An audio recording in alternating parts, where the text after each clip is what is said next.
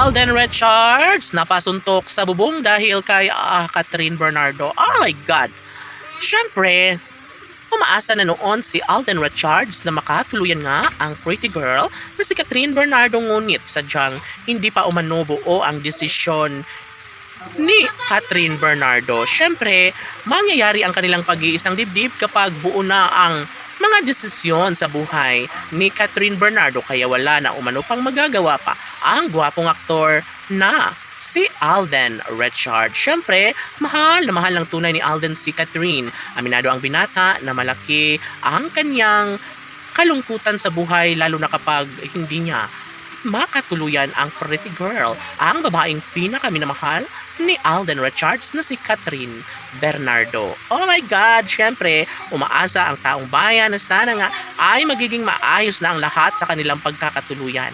Siyempre, imbis na magalit o malungkot ang mga fans ng Josh ng Cat Den Love Team, ay talaga nga namang umaasa sila na magiging maayos, na magiging masaya din muli ang relasyong tunay ni Alden Richards at Catherine Bernardo. Oh my God! Naniniwala ang taong bayan na makakayanan din ni Alden at Catherine ang lahat sa kanilang pagkakatuluyan. Siyempre, mas gugustuhin, mas patuloy na ipaglalaban ni Alden ang kanyang pag-ibig para kay Catherine, dahil una sa lahat, ito lamang si Catherine Bernardo ang nagbibigay saya at kaligayahan sa pagkatao ni Alden Richards. Siyempre, si Alden at Catherine lamang umano ang nararapat na magkatuluyan. Kaya kahit ano ang mangyayari, sana'y wala nang umiepal sa kanilang relasyon, sana'y wala nang manira, sana'y wala nang magpapapansin pa sa kagwapuhan ni Alden, dahil nariyan na patuloy na nag-aabang at sumusuporta ang pretty girl na si Catherine Bernardo.